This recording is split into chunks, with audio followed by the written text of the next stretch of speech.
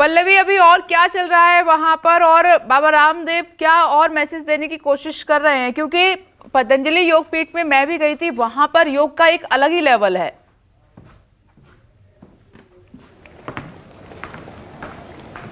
जी बिल्कुल, देखिए विपनेश, मैं भी इस वक्त सुखासन में बैठ गई हूँ क्योंकि यहाँ पर तमाम लोग व्यायाम कर रहे थे। तो जितनी देर में आप तमाम संवाददाताओं से वहाँ के हाल पूछ रही थी, तो हमने सोचा हम भी थोड़ी देर योग कर लेते हैं। तो सुखासन में इस वक्त हूँ और मैं सीधे तस्वीर अपने कैमरा पर्सन कलिकांत से कहूँगी कि वो दिखाएं, क्योंकि काफ़ी लंबे समय से वो कैमरा होल्ड किए हुए हैं। लगातार पैन करके वो दिखा रहे हैं कि किस तरीके से यहाँ पर योग किया जा रहा है। देखिए, ये भी एक व्यायाम है कि आप कितनी देर तक कैमरे को बैलेंस करते हैं, और यही तरीका बाबा रामदेव समझाने की यहाँ से कोशिश कर रहे हैं कि जीवन में अगर बैलेंस बनाना है तो आपको वो बैलेंस योग के जरिए मिलेगा, क्योंकि वो कई तरीके के आयाम को सिखाता है और उसी आयाम में भी ये आयाम है कि आप अपने जीवन में कैसे बैलेंस बनाएं। अगर शरीर में बैलेंस होगा तो मन भी बैलेंस होगा, और इसी तरीके का मैसेज वो यहाँ पर तमाम वर्गों को दे रहे हैं। और ऐसे में कोशिश करूँगी कि मेरे साथ में यहाँ पर बहुत सारी जो महिलाएं बैठी हैं जो लगातार योग कर रही हैं सुबह से, हाँ, चेहरे पे थोड़ी भी शिकन नहीं है। इसी से आप अंदाज़ा लगा सकती हैं कि योग में कितना प्रभाव है, कितना बल है। कपालभाति कर रही हैं आप, कब से कर रही हैं और इसका कितना फ़ायदा मिलता है शरीर को? 2009 से हम जुड़े हैं, 5 साल हो गए यहाँ पे आए हुए मुझे। कपालभाति से पेट रोग, उदर रोग, जितना भी है सारा समस्या दूर होता है, चित्त एकाग्र होता है।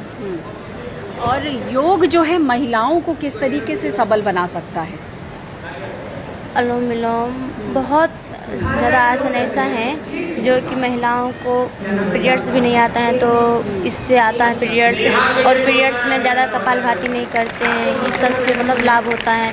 और पीरियड्स में अगर कपालभाति करते, अच्छा, ये बहुत महत्वपूर्ण है विपनेश कि देखिए योग में भी बहुत सारी ऐसी क्रियाएं हैं जो आप नहीं कर सकते हैं जब आप मेंस्ट्रुएशन के दौर से गुजर रहे हो। वो हमारे एक्सपर्ट्स भी बताएंगे कि कौन सा व्यायाम किस वक्त करना है, क्योंकि ऐसा नहीं है कि आप हर समय हर विधि को अपना सकते हो। तो योग में भी कई विधि है जिसको अपनाने का तरीका है, और सिर्फ महिलाओं में नहीं, पुरुषों में भी। अगर मान लीजिए आप किसी बीमारी से ग्रसित है, या एग्जाम्पल के तौर पर मैं कहूँ कि किसी को डायबिटीज़ है, तो डायबिटीज़ में कौन सा योग उपयोगी होगा ये बहुत महत्वपूर्ण हो जाता है। लेकिन कुछ ऐसे नॉर्मल योगासन है जिसे आप डेली कर सकते हैं, जिसमें भ्रामरी बताया गया कि भ्रामरी क्या है कि आप अगर शाम के वक्त में, सुबह के वक्त में ओम का उच्चारण करते हैं तो उससे कहीं ना कहीं आपको इनर पीस, मेंटल पीस मिलता है। उसी तरीके से अनुलोम विलोम जो है, उससे आपकी सांस की प्रक्रिया जो है, आप दिल्ली जैसे शहर में, नोएडा जैसे शहर में जहां प्रदूषण का लेवल कुछ और हो जाता है,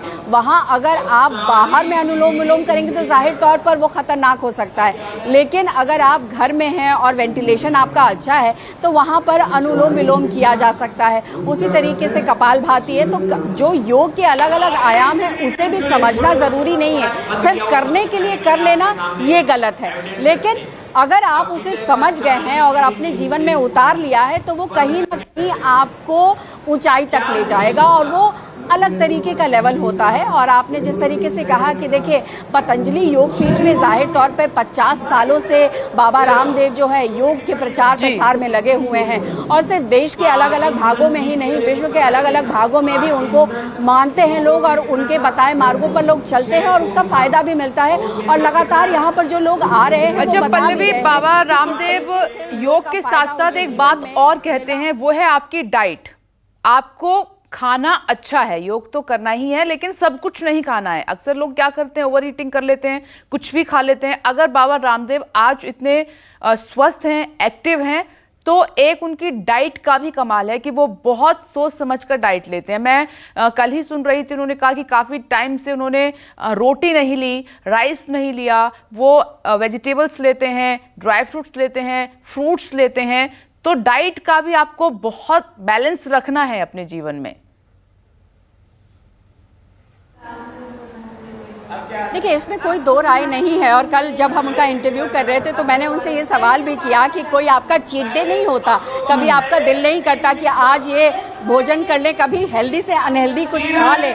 तो कभी तो जीभ मचलता होगा। तो उन्होंने कहा कि ये चीट वर्ड तो मैंने पहली बार सुना है, मैं जानता ही नहीं अपने जीवन में कि चीट वर्ड होता क्या है भोजन में। मैं तो वही खाता हूँ जो शरीर को तंदुरुस्त रखे।